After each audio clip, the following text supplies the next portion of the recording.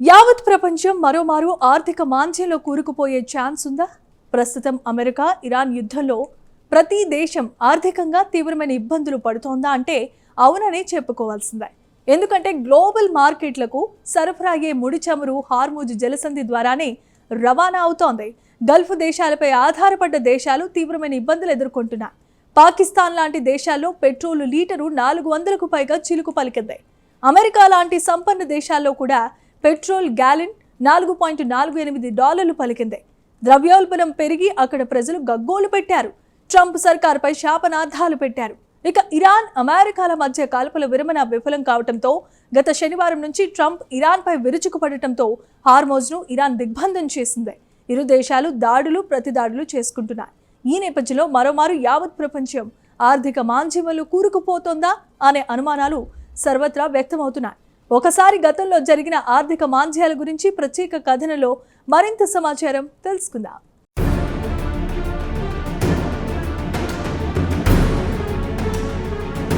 ప్రపంచ ఆర్థిక వ్యవస్థ సవ్యంగా ముందుకు సాగాలంటే యావత్ ప్రపంచం ప్రశాంతంగా ఉండాలి. ప్రపంచంలోని ఏ మారుమూల ప్రాంతంలో యుద్ధం జరిగినా దాని ప్రభావం యావత్ ప్రపంచంపై తప్పకుండా కనిపిస్తుంది. దీనికి అమెరికా ఇరాన్ యుద్ధాన్ని ఉదాహరణగా చెప్పుకోవచ్చు. ఈ యుద్ధం వల్ల గ్లోబల్ ఆర్థిక వ్యవస్థ మందగమనంలో సాగుతోంది. గల్ఫ్ దేశాలన్నీ యుద్ధంతో తీవ్రంగా నష్టపోయాయి. గల్ఫ్ దేశాల్లో ముడి చమురు ఉత్పత్తి నిలిచిపోయింది. దీంతో అక్కడి నుంచి ప్రపంచ దేశాలకు చమురు ఎగుమతులు బాగా తగ్గాయి. దీంతో గల్ఫ్ దేశాలపై ఆధారపడ్డ దేశాల ఆర్థిక వ్యవస్థ చిన్నాభిన్నం అవుతోంది. ప్రస్తుతం ప్రతి దేశం ఆర్థిక వ్యవస్థని నడిపించేది ఇంధనం. ఇంధనం లేనిది ఆర్థిక వ్యవస్థ కుప్పకొలుతుంది. దీనికి ఉదాహరణగా చెప్పుకోవాలంటే ఇండియాను తీసుకోవచ్చు.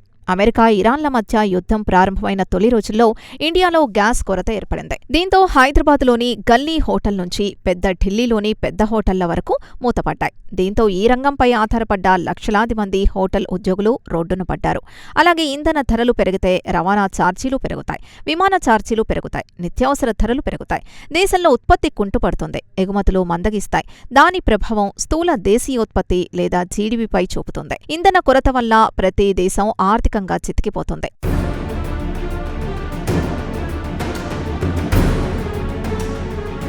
ఇక ఇలాంటి పరిస్థితి ఆధునిక చరిత్రలో 1929 నుంచి 1939 మధ్య యావత్ ప్రపంచం చూసింది. అప్పుడు దీన్ని గ్రేట్ డిప్రెషన్గా పిలిచేవారు. అటు తర్వాత 2007 నుంచి 2009 వరకు మరోమారు గ్రేట్ రెసెషన్ చూశాం. అటు తర్వాత చివరగా కోవిడ్-19 సందర్భంగా 2020లో యావత్ ప్రపంచం ఆర్థిక సంక్షోభంలో కూరుకుపోయింది. సుమారు 2 నెలల పాటు యావత్ ప్రపంచం లాక్డౌన్లోకి వెళ్లిపోవడంతో వాణిజ్య కార్యకలాపాలు ఎక్కడికక్కడ స్తంభించిపోయాయి. గ్లోబల్ జీడీపీపై తీవ్ర ప్రభావం చూపించింది. ప్రైవేట్ రంగంలో పనిచేసే ఉద్యోగుల ఉద్యోగాలు పోయాయి. అలాగే పారిశ్రామిక ఉత్పత్తి నిలిచిపోయింది. దీని ప్రభావం యావత్ ప్రపంచంపై కనిపించింది. ఇక చరిత్రలోకి 1929 నుంచి 1939 వరకు చూస్తాయి గ్రేట్ డిప్రెషన్గా రికార్డుకెక్కింది. దీనికి కారణం 1929లో అమెరికా స్టాక్ మార్కెట్ కుప్పకూలింది. బిలియన్ల కొద్దీ డాలర్ల సంపద ఆవిరైపోయింది. బ్యాంకింగ్ వ్యవస్థ కుప్పకూలింది. పారిశ్రామిక రంగం కుంటుపడింది. ఆధునిక చరిత్రలో గ్రేట్ డిప్రెషన్గా నిలిచిపోయింది. గ్లోబల్ జీడీపీ 15% వరకు క్షీణించింది. అమెరికాలో నిరుద్యోగం రేటు ఏకంగా 25%కి ఎగబాకింది. తీవ్రమైన ప్రతి ద్రవ్యోల్బణానికి దారితీసింది. ఇక్కడ ప్రతి ద్రవ్యోల్బణం అంటే సరుకు నిల్వ తగ్గుతుంది, డబ్బు విలువ పెరుగుతుంది, ప్రజల్లో కొనుగోలు శక్తి క్షీణిస్తుంది, పేదరికం విలయ తాండవం చేసింది. దీంతో ప్రభుత్వం ఆర్థికపరమైన పలు మార్పులు చేర్పులు చేయాల్సొచ్చింది.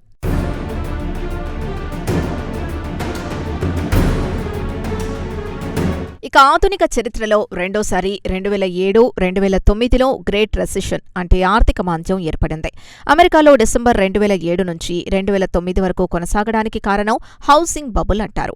బ్యాంకులు ఇష్టం వచ్చినట్లు క్రెడిట్ రేటింగ్ లేని వారికి, పేదలకు ఇష్టం వచ్చినట్లు రుణాలిచ్చుకుంటూ పోయింది. గృహ రుణాలు తీసుకున్నవారు తిరిగి చెల్లించలేకపోవడం, బ్యాంకులు ఇళ్లను జప్తు చేసుకోవాల్సి వచ్చేది. బ్యాంకుల్లో డిఫాల్ట్ రేటు విపరీతంగా పెరిగిపోయింది. 2009 సమయంలో బ్యాంకు ఒక ఇల్లు కొంటే మరొకటి ఫ్రీ అంటూ ఆఫర్లు పెట్టాయన్న వార్తలు అప్పట్లో వినిపించాయి. 158 సంవత్సరాల చరిత్ర కలిగిన లేమాన్ బ్రదర్స్ దివాలా తీసినట్లు సెప్టెంబర్ 15, 2008న ప్రకటించింది. గ్లోబల్ స్టాక్ మార్కెట్ విలువ సుమారు $10 ట్రిలియన్ కరిగిపోయింది. ఇక అమెరికన్ల సంపద సుమారు $17 ట్రిలియన్ ఆవిరైపోయింది. అమెరికా హౌసింగ్ మార్కెట్ కుప్పకూలడంతో షేర్ల ధరలు దారుణంగా క్షీణించాయి. లక్షలాది మంది ఉద్యోగులు రోడ్డున పడ్డారు. అమెరికా గ్రేట్ రెసెషన్ ప్రభావం యావత్ ప్రపంచంపై పడింది. ఇక మన ఇండియా విషయానికొస్తే ప్రారంభంలో బ్యాంకింగ్ రంగంపై కనిపించింది. ఎగుమతులు మందగించాయి. స్టాక్ మార్కెట్ కుప్పకూలింది. 2007లో జీడీపీ 9% నమోదు కాగా అదే 2008-9 తిరిగేసరికి 6.7% దిగొచ్చింది. దీంతో అప్పటి మన్మోహన్ సింగ్ ప్రభుత్వం భారీ ఉద్దీపన పథకాలను ప్రకటించి ఆర్థిక వ్యవస్థను గాడిలో పెట్టింది.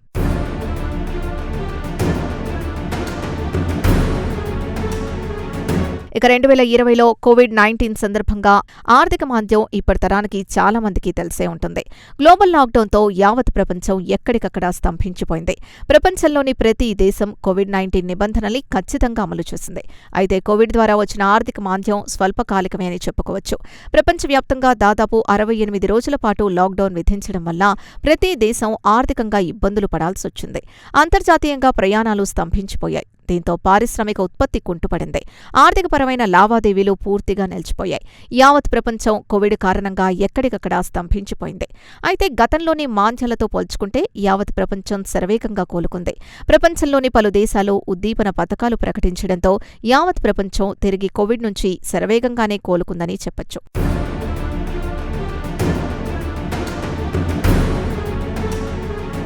అయితే మధ్య మధ్యలో చిన్నా చితకా సంక్షోభాలొచ్చాయి. అలా వచ్చిందే 1973లో చమురు సంక్షోభం. చమురు ఉత్పత్తి చేసే ఒపెక్ దేశాలు అకస్మాత్తుగా చమురు ధరలు పెంచేశాయి. దీంతో ప్రపంచవ్యాప్తంగా ద్రవ్యోల్బణం పెరిగిపోయింది. ఆర్థిక వ్యవస్థ మందగించింది. నిరుద్యోగం పెరిగింది. అప్పటి వరకు క్రమంగా కోలుకుంటున్న ఆర్థిక వ్యవస్థకు ఒపెక్ దేశాలు బ్రేక్ వేశాయి. అటు తర్వాత 1997లో ఆసియాలో ఆర్థికపరమైన సంక్షోభం ఏర్పడింది. ఆగ్నేషియాలో స్టాక్ మార్కెట్లు, థాయిలాండ్లో కరెన్సీతో పాటు స్టాక్ మార్కెట్లు కుప్పకూలాయి. దేశం నుంచి భారీ ఎత్తున పెట్టుబడులు తరలిపోయాయి. దీంతో కరెన్సీ విలువ దారుణంగా క్షీణించింది. విదేశీ బ్యాంకుల నుంచి ప్రభుత్వాలు, కార్పొరేషన్లు తీసుకున్న రుణాలు తిరిగి చెల్లించడం డిఫాల్ట్ అయ్యాయి. దీని ప్రభావం ఇండోనేషియా, దక్షిణ కొరియా, థాయిలాండ్లపై ప్రతికూల ప్రభావం చూపించింది. దీంతో ఈ దేశాలు అంతర్జాతీయ ద్రవ్యనిధి లేదా IMF నుంచి బెయిలౌట్ ప్యాకేజ్ తీసుకోవాల్సొచ్చింది.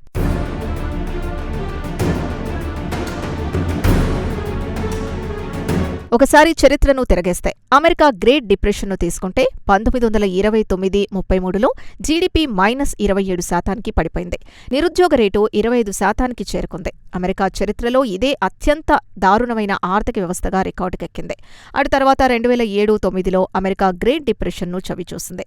జీడీపీ -4.3%గా నమోదైంది. రెండవ ప్రపంచ యుద్ధం తర్వాత దీర్ఘకాలం మాంద్యం కొనసాగింది. అటు తర్వాత రష్యాను తీసుకుంటే 1990లో సోవియట్ రష్యా ముక్క చెక్కలైన తర్వాత రష్యా జీడీపీ -40-45% పడిపోయింది. అటు తర్వాత దక్షిణ అమెరికాలోని అర్జెంటీనాను తీసుకుంటే 1998 నుంచి 2002లో దీని జీడీపీ 28% క్షీణించింది. నిరుద్యోగం రేటు 24%కి ఎగబాకింది. 2013 నుంచి 2021 వరకు వెనుజులాను తీసుకుంటే దాని జీడీపీ -75 నుంచి 80%కి క్షీణించింది.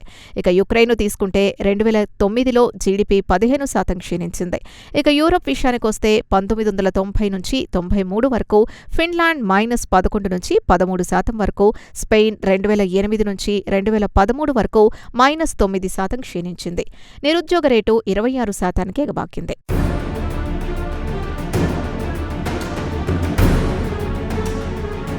ప్రపంచ చరిత్రను తిరగేస్తే తరచూ ఏదో ఒక సంక్షోభం వల్ల ఆర్థిక మాంద్యాన్ని చవిచూడాల్సొచ్చింది. మరి ఈసారి అమెరికా-ఇరాన్ యుద్ధం మరింత ముదిరితే యావత్ ప్రపంచం చమురు సంక్షోభం ఎదుర్కొంటే మరోమారు మాంద్యం కోరల్లో కూరుకుపోయే అవకాశాల్ని కొట్టిపారేలేమంటున్నారు ఎకనమిస్టులు.